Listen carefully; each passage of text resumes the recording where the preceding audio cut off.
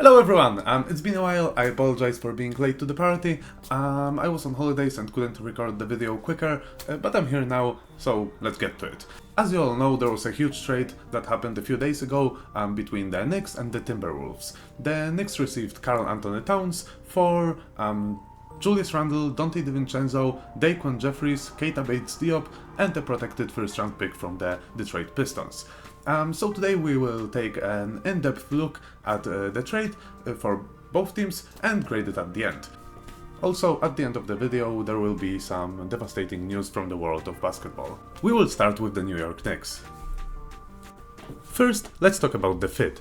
The Knicks desperately needed another big, as they only really had an injury-prone Robinson, as well as Sims and Hook Porty, who wouldn't be able to fill Mitchell's starting spot. As far as acquiring Cat, I have to say I'm delighted, as I've been saying for years that the Knicks could use a stretch big. And when they finally got one, it is the best stretch big in the league. Cat's efficiency over the years has been nothing short of amazing, and I'm sure he will fit into the team effortlessly. His spacing will finally provide our players a clear path to the basket, which will make life easier for our players, especially Brunson, who's an undersized guard who delights himself in operating in the paint. Another good thing for the Knicks is that Cat spent the last 2 years of his career at the PF position playing alongside a defensive-oriented big in Gobert, so he already has experience in that aspect, which opens up a possible 2 bigs lineup with our defensive-oriented big in Robinson. I'm not saying I'd go with that lineup personally, but it's definitely a good thing to have in your arsenal when a need arises. The only troubling aspect of acquiring Cat is acquiring a big-ass contract, but I'm hopeful that it won't be a huge problem, as the Knicks have been doing a solid job the last few years when handing out contracts, and we're pretty much underpaying other players on the team. And if the Towns experiment doesn't work out, then at least the Knicks will have a big contract to trade for a different star. What hurts about this trade is the loss of Donte DiVincenzo. His impact on the Knicks team last season, both offensively and defensively, was priceless. He provided us with incredible three-point shooting, clutch moments, great defense, and was often the main scorer when Brunson was on the bench. We don't really have anyone to take over his role. I suppose the closest to it is Deuce McBride, though I'm not sure I'd feel comfortable having him start just yet. In theory, trading away Donte should open up minutes to split between Deuce, who in my eyes has a ton of potential, and this year's promising pick, Tyler Kolek, which could be seen as a good thing for the Knicks. But we all know that Tom Thibodeau will most likely split like 15 minutes between the two of them and run our starters to the ground, in a random regular season blowout against the Wizards.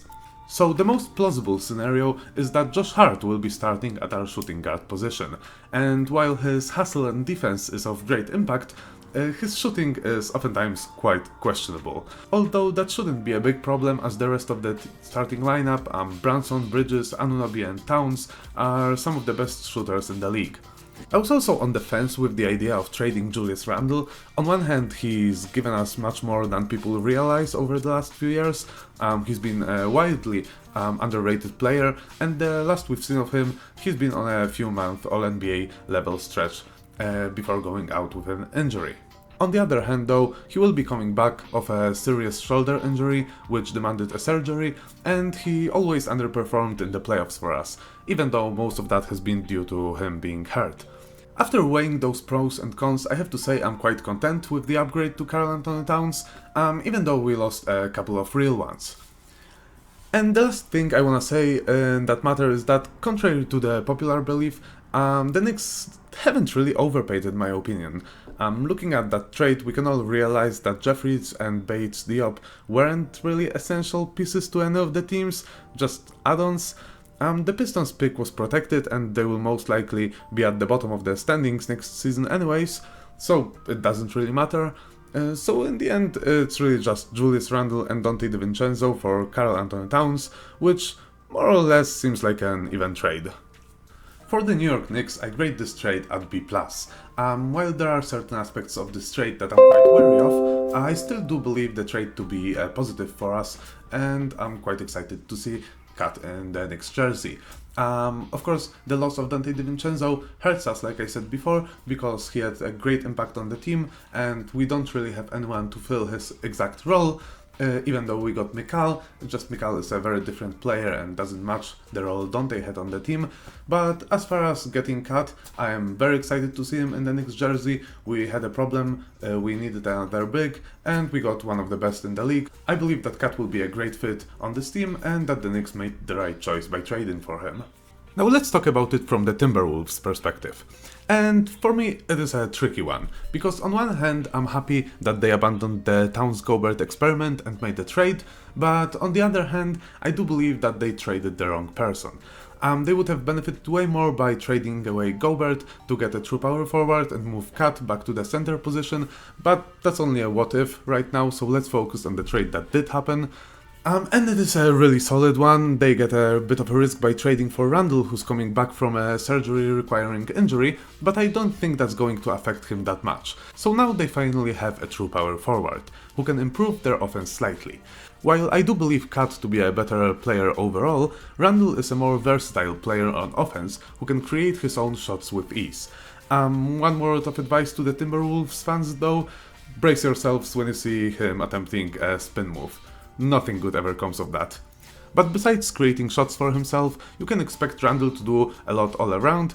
He's gonna regularly finish games with almost a borderline triple-double, if that makes sense. But what the Wolves fans should feel especially ecstatic about is acquiring Donte DiVincenzo.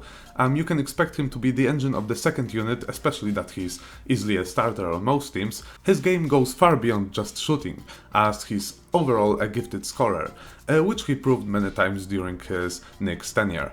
Donte is also a really good defender, which mostly comes from his hustle. All in all, the Timberwolves got better, both fit-wise and depth-wise. Both Randle and Donte also have very friendly contracts when compared to what they bring to the team. The only thing that they need right now is a solid backup center, and the team will be complete. So for the Timberwolves, I graded this trade at A-. And the little minus comes from the fact that I believe they traded their own big, but otherwise the trade is a very solid one. They were one of the best teams in the league, and they, I believe, managed to get better with this trade and slightly, reshape their team. So I like that trade a lot for them. The first sad news for the basketball community is the retirement of Derrick Rose. I believe that despite the constant battles in our basketball fanbase, we can agree at least on that one thing, that after his injury-prone career, which he faced most bravely, everyone has nothing but utmost respect for Rose and wish to see him win a championship. His career will always be one of the biggest what-if stories in this sport, and I'm sure we all wish him the best in his retirement, and to celebrate his career, I've made a short highlight montage. With the first pick in the 2008 NBA Draft, the Chicago Bulls select Derrick Rose from the University of Memphis.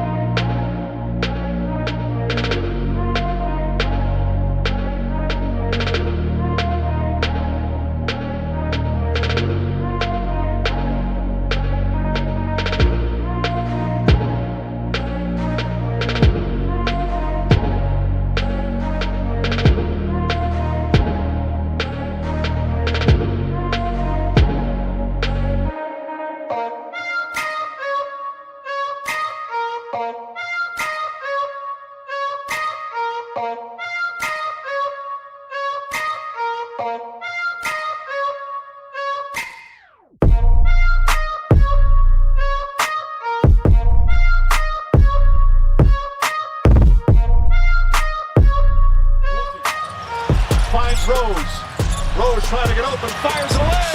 Bang! It's over! The Bulls win at the buzzer! It still is a madhouse on Madison as Derrick Rose nails the three. And the Bulls take a You led this Bulls team to the best record in the NBA. You are the youngest MVP in NBA history.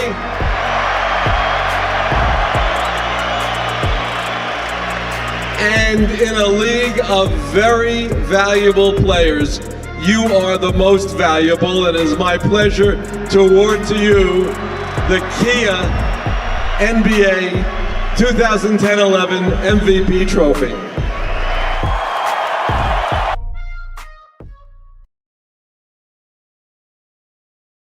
Oh, Rose came down bad on his left foot. See him holding onto his knee and down. 124 in that home loss to the Warriors. The way the Timberwolves offense is rolling, they've got a chance to threaten that here tonight. This is a lot of wow moments here. Shot clock down to 5. Rose, who had 19 in the third quarter, has his first points of the fourth quarter. Rose. Derrick Rose has 41. One off of his NBA career high. Rose out of the corner, and it's a new career high for Derrick Rose. That's crazy. A lot of dribbling. The stop, the goal, the finish. 46 for Rose.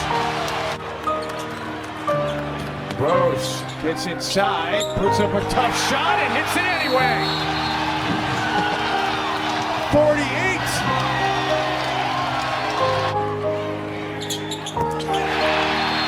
A half a century for Derrick Rose here tonight.